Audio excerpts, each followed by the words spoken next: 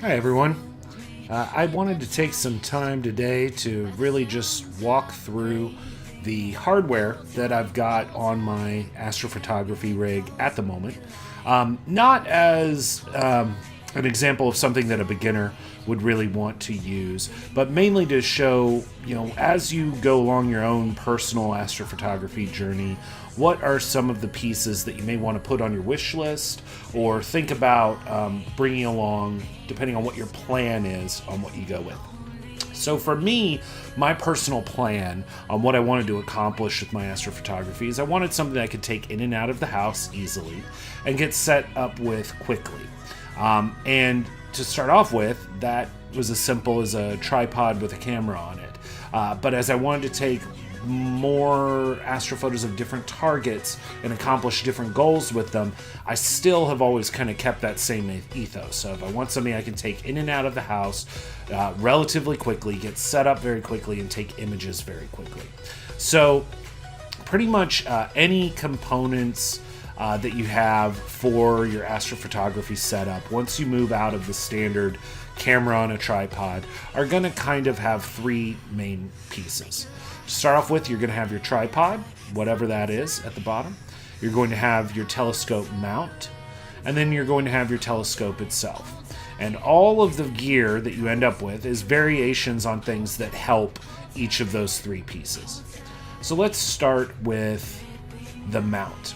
So this is the mount head, and most people will say this is really where the money should be spent. It's a common misconception or issue that people have where they spend their money on the telescope to begin with and buy a very low quality mount and then are upset because they're not getting great quality pictures.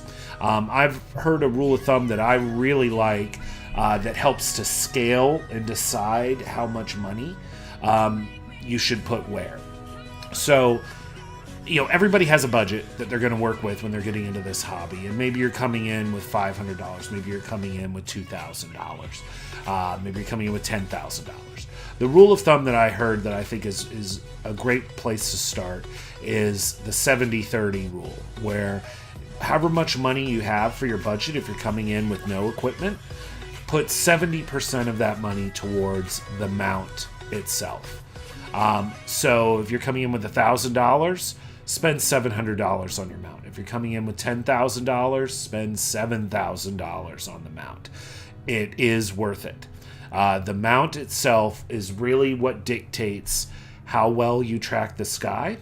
And how well you track the sky is the number one factor on how good your images are, even over the quality of the telescope, the quality of your camera, how good your image processing skills are.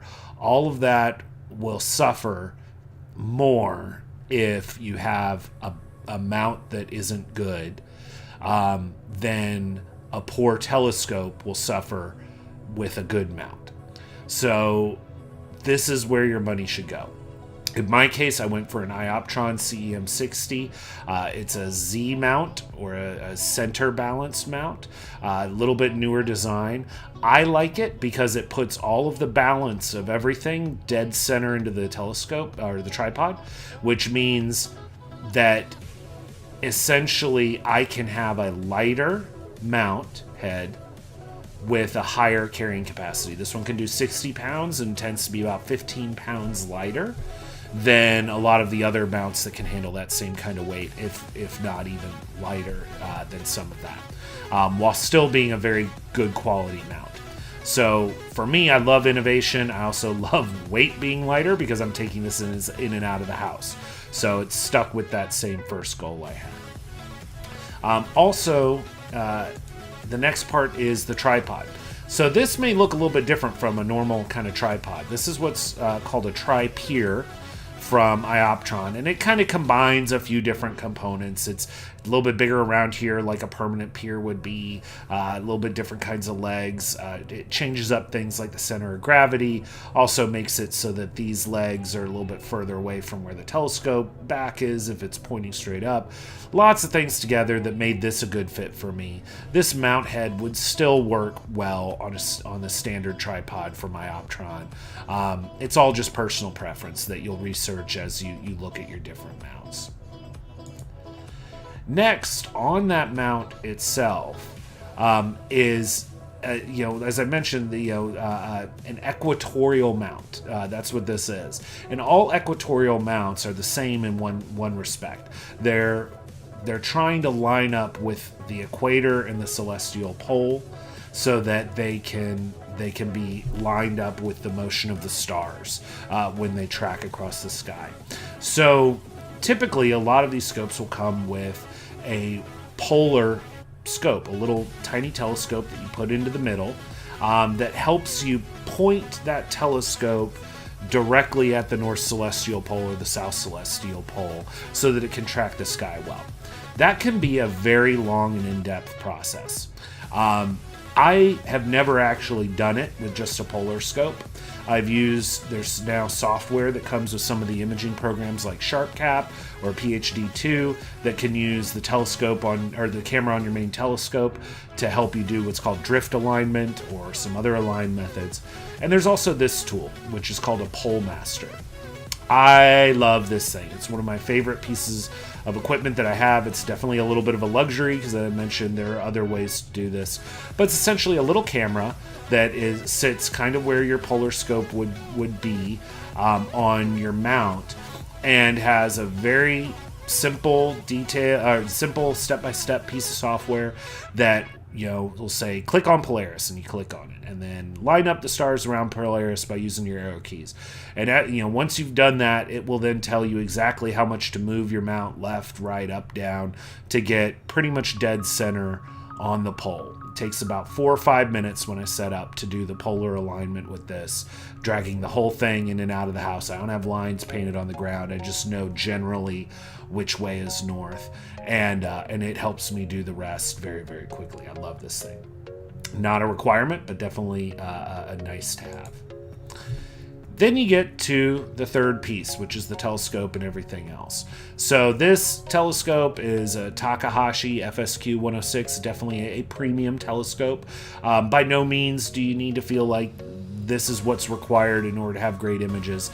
I've been very lucky to have the opportunity to get this scope.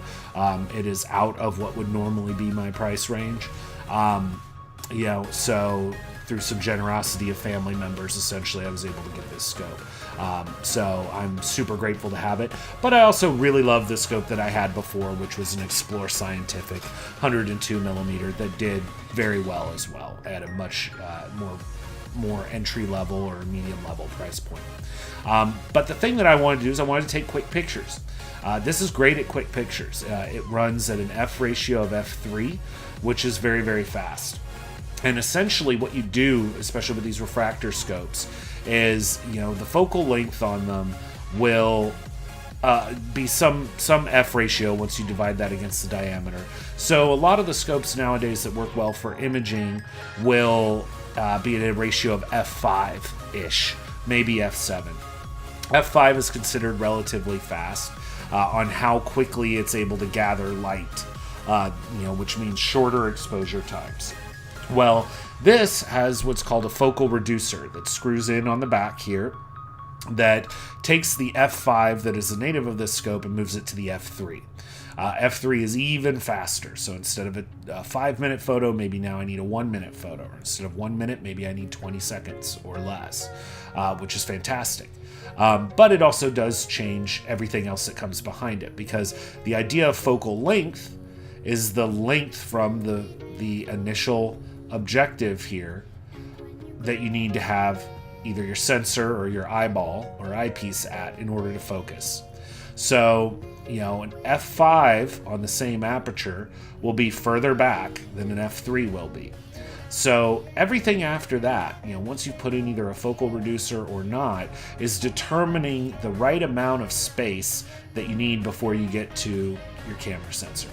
So you kind of work backwards. You take the sensor of your camera, find out on their website how many millimeters until you get to the screw threads on the front of it. And then you add in, if you have something else, like I've got a filter wheel here for different filters. This is 20 millimeters wide, and you kind of add those up. And then you'll find out, okay, well, I had, say, this is, I think, 350 millimeters total to get to. This is about 26 millimeters from the beginning of my filter wheel to the back of the camera sensor. I've got to fill up some space. You know, in this case, I think it was about 31 millimeters I needed to fill up here.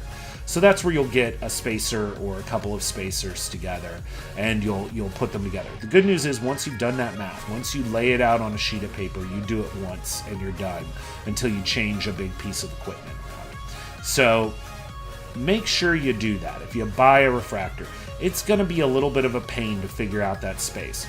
Talk on the phone or in person with your telescope dealer. They've been through this before.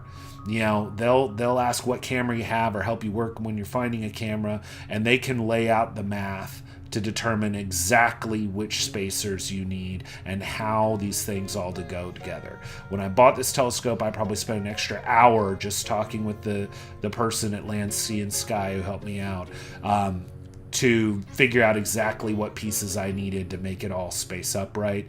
And it just made it a joy to use on the first night because I screwed it all in, it focused up immediately, and was great. On top of my main telescope, I've got a smaller scope. You know, if you're using things for visual, you're familiar with the idea of a finder scope. In my case, this finder scope actually has a camera on the back of it, turning it into what we call a guide scope.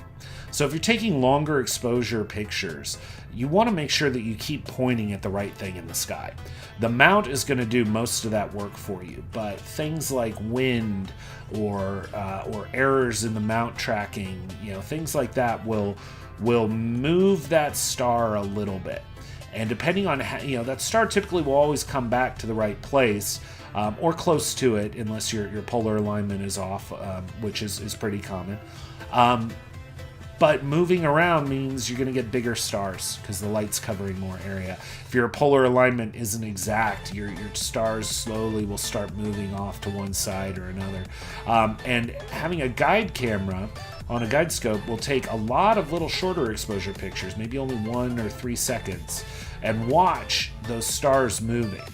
And if you're taking a 2-minute long image, this thing's looking every 3 seconds to see, did that star move even a little bit?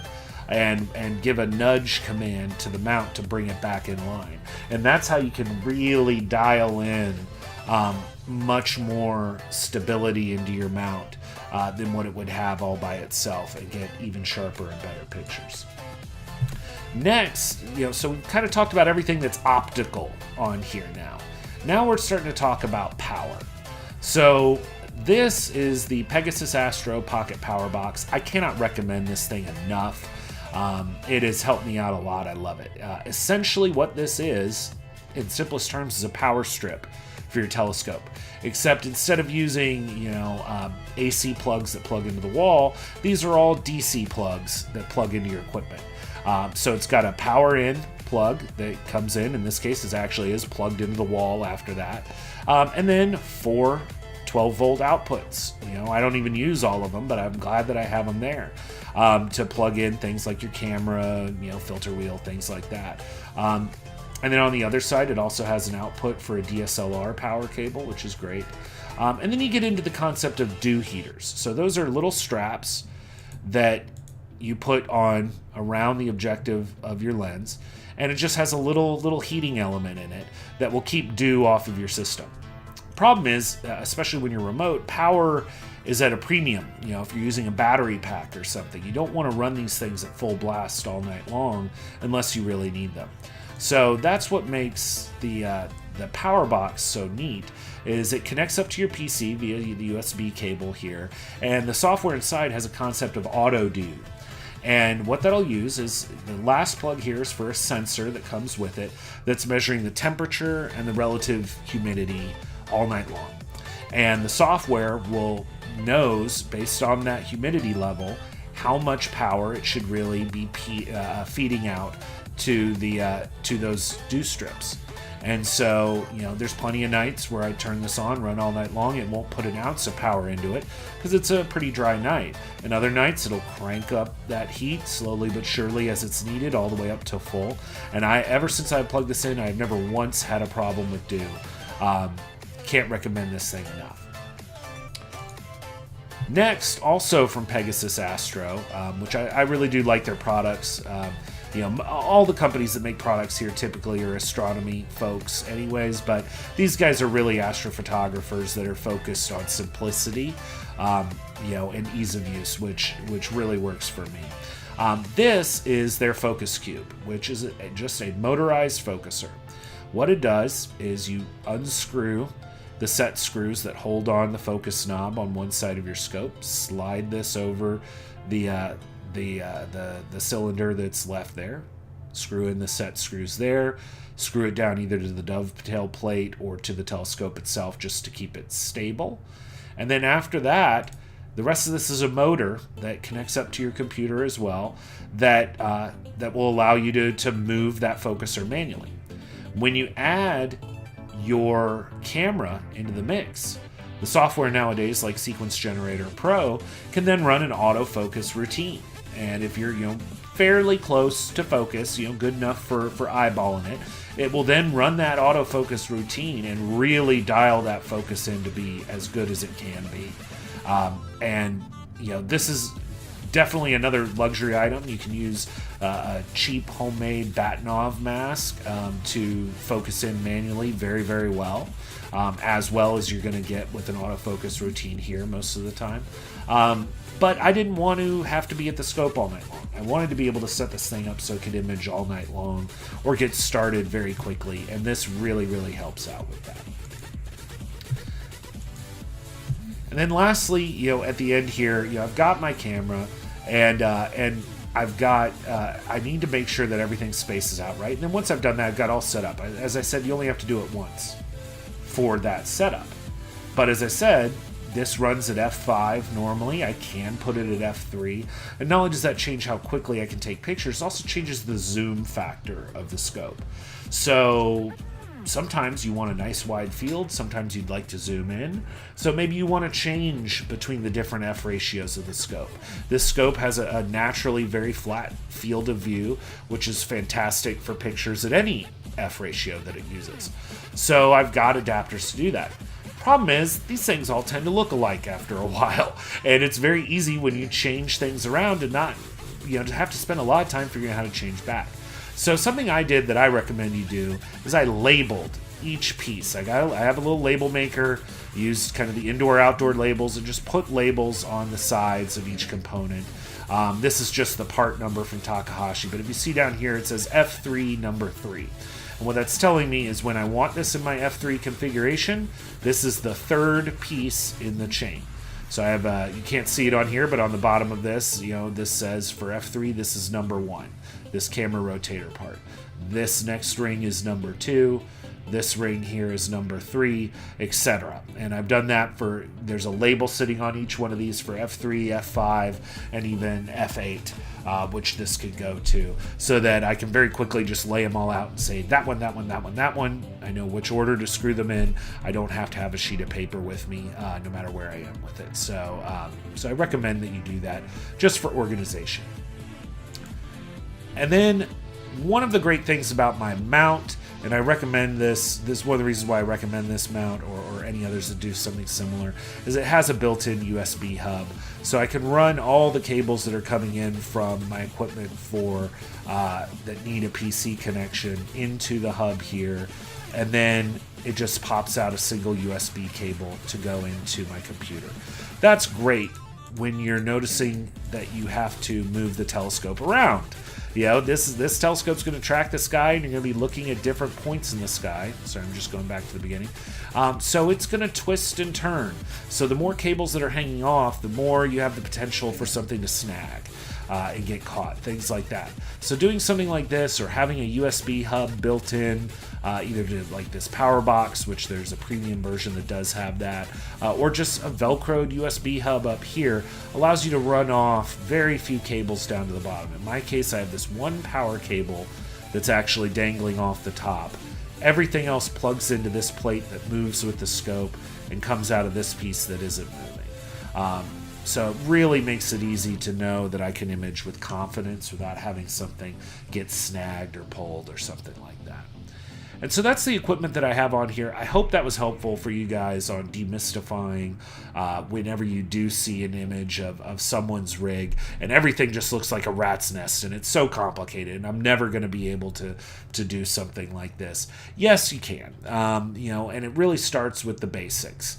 You've got a tripod, a mount, and a telescope, right? Do that, look through it, you'll have fun. Then you're going to add a camera to it. Then you might decide, I want a little bit better mount head, or I'd like to be able to focus automatically, or I need something to manage power for some of this stuff so it isn't all hanging down here. And the pieces just kind of add up from your Christmas list, that kind of thing, until you do get to this kind of point. And the last piece on this that I'd like to say, that is when people look at this, they go, oh my God, it's so much money. And if this isn't the first mount you've had, how much money have you spent in this hobby?